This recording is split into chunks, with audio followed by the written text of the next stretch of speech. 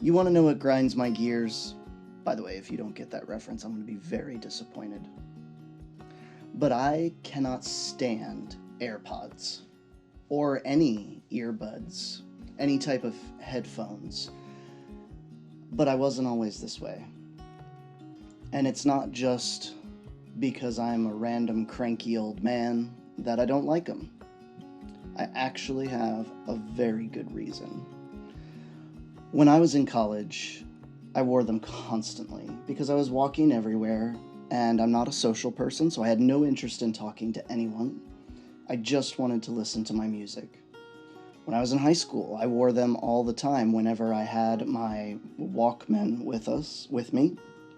And, I wore them on my bike and I wore them when I was riding on the school bus. Anywhere I could just have music playing was a good thing. And there's nothing inherently wrong with that. But there are two ways that we experience music. We are either engaged in passive listening or active listening. The majority of music listening is passive. So you think about when you have those AirPods on and you've got something kind of just playing in the background, but you're working on your homework, passive listening. Music playing in the AirPods and you're talking to a friend, passive listening. And, whenever you're in the stores and whenever you're in the car, car can sometimes get into the realm of active, but a lot of the time we are just passively listening to music. Also, not a problem. I think music deserves a little bit more of our attention, especially when we're listening to art forms of music. If it's Britney Spears in the background, sure, passive. Not much to think about there. But it's also this passive listening, it's taking away something from our ability to engage with people around us. And it took me a long time to realize that. And it was actually my college band director who never spoke to me individually about this. He just made, some comments to the whole band about his feelings on headphones and how much students are missing out because they're not able to hear everything going around them. We live in a very sound-driven world. Everything makes sound, and our bodies are built to receive sound vibrations. And almost all animals, I would assume, can do that. A lot of them do it way better than us. And in the wild, that ability to hear is intrinsically linked to your ability to not die. And if you think about whenever you've run across a wild animal, doesn't matter if it's a squirrel, doesn't matter if it's a deer or a moose or a wild horse or a raccoon or even a lizard, they will stop and be in a decision-making stance probably before you even notice they're there, because they've heard you coming. Whether or not you're trying to be quiet, they can hear the faintest of sounds. And in that moment, when they are in that stance, they have to make a decision. Do I run or do I stay here and face what could potentially be a dangerous situation for them? And if they could not hear, they would not ever be able to make the correct decision. Most animals don't have eyesight that is that good. So this is, kind of how we have evolved and developed. We rely on our ears to give us so much information.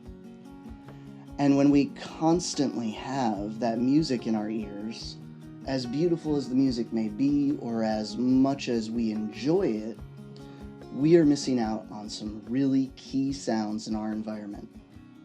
We are missing out on opportunities to engage with other human beings. And right now, circa 2021, engagement with humans is really important to our health. When you have your earbuds in AirPods in if you're super fancy, you can't really hear somebody say hello. Somebody might ask you a question and you'll have to have them repeat it because you were kind of in between two worlds, this sonic world that only you can hear and the sonic world that the rest of us are in. You might, honestly, if you're doing your homework, you might answer a question wrong. I know for a lot of us, sometimes music helps to focus us, but we also might become so involved in the music that we forget about the task at hand and make really simple mistakes, not like critical, oh, I'm a squirrel and I ran out in front of traffic mistakes. But we need to be audibly engaged. And we need to not cut ourselves off.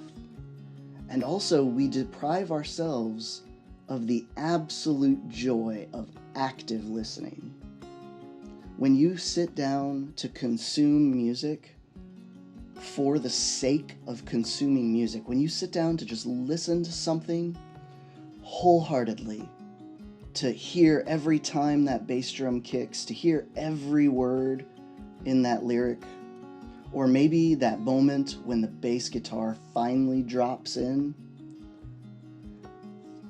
or you're listening to a great symphony that has just kind of taken you on this epic journey.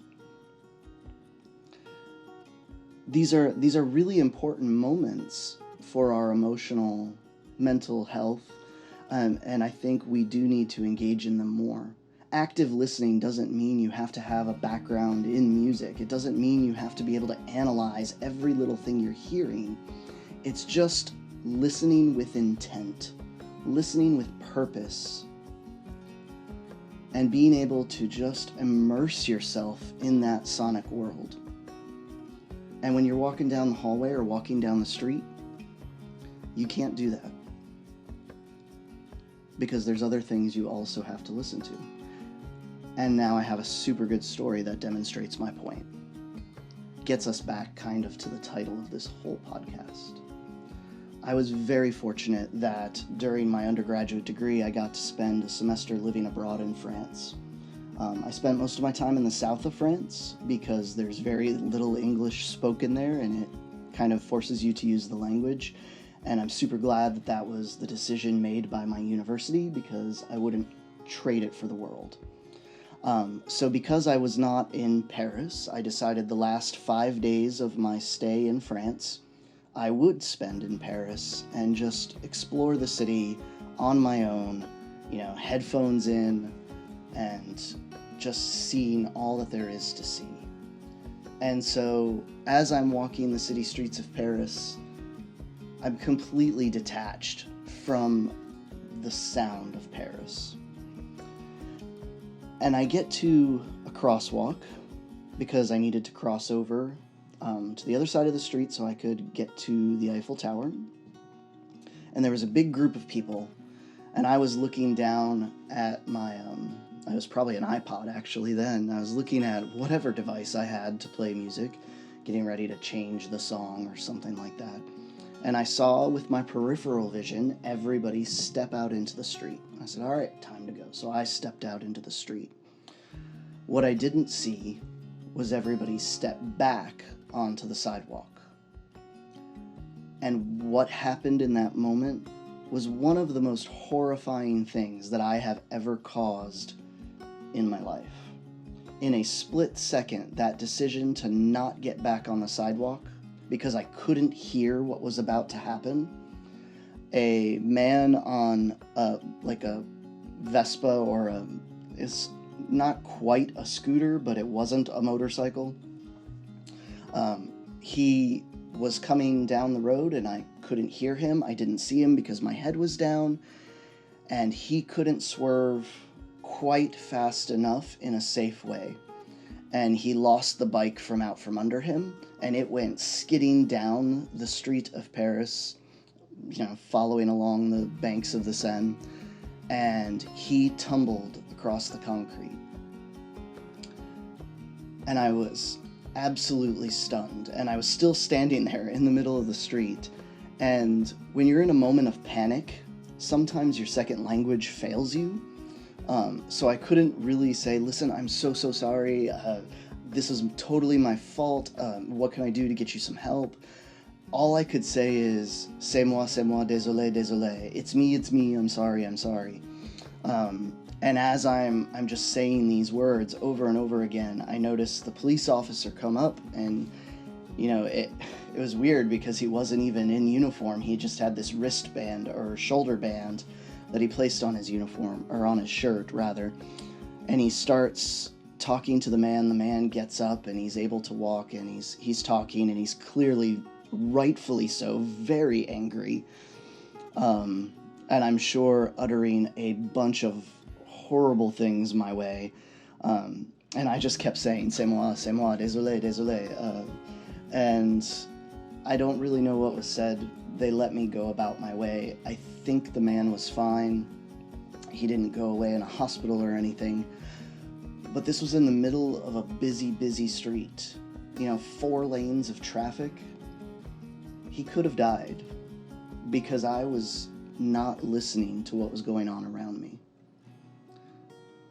If I had taken the headphones out, I would have heard the Vespa, the motorcycle, and I would have stepped back in time onto the sidewalk.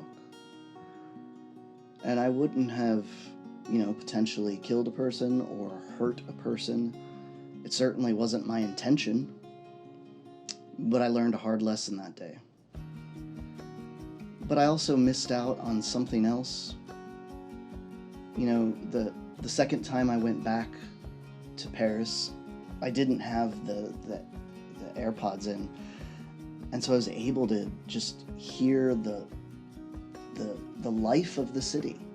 Every place you go has a different energy, has different sounds, has a different life to it, and it's worth hearing these sounds and kind of experiencing the world that way.